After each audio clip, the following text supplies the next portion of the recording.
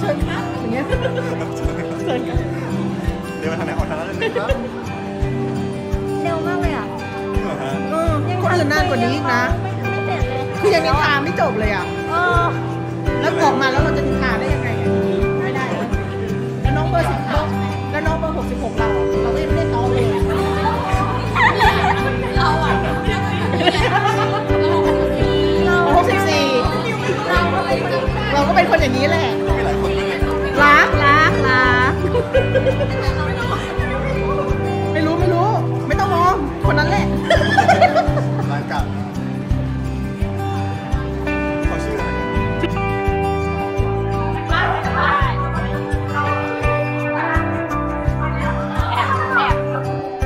ทำไมอ่ะ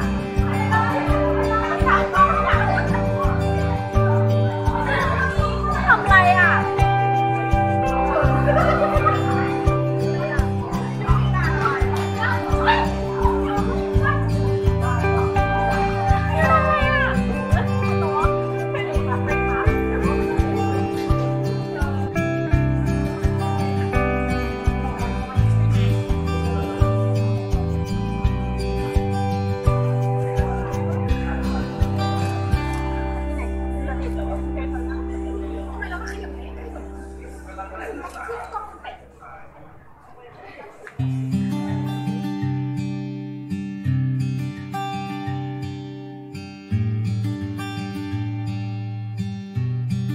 ตัวเองเบอร์อะไรอ่ะ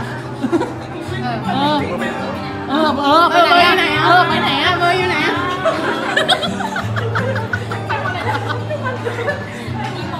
เบอร์ไปไหนอ่ะเบอร์ไปพี่มิน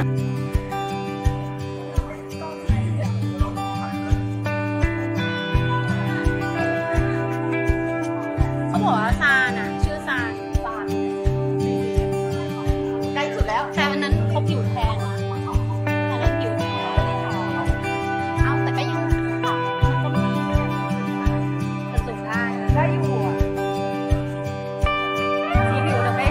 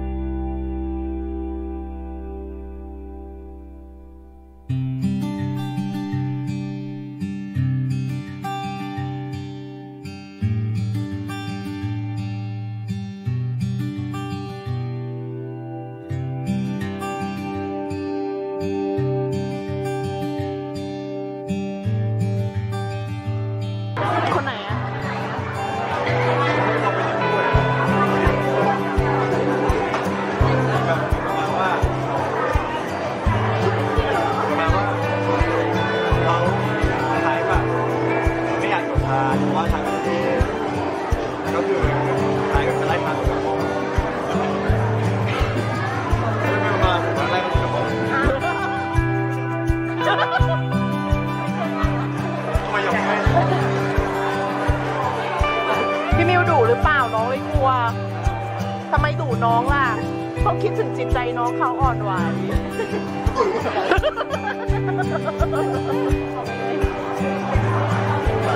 เกี่ยวกาดสิไม่เกี่ยวกาด คือเราแค่ผ่าน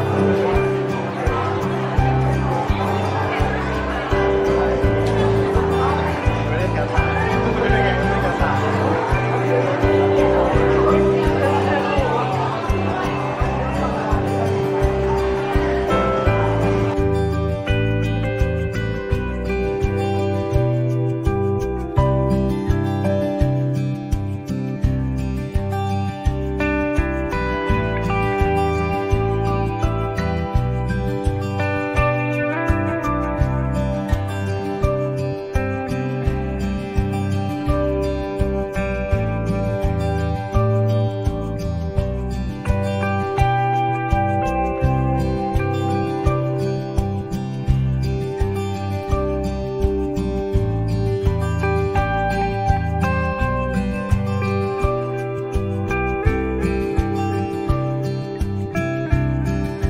ทรายมาสั่งสอนไทย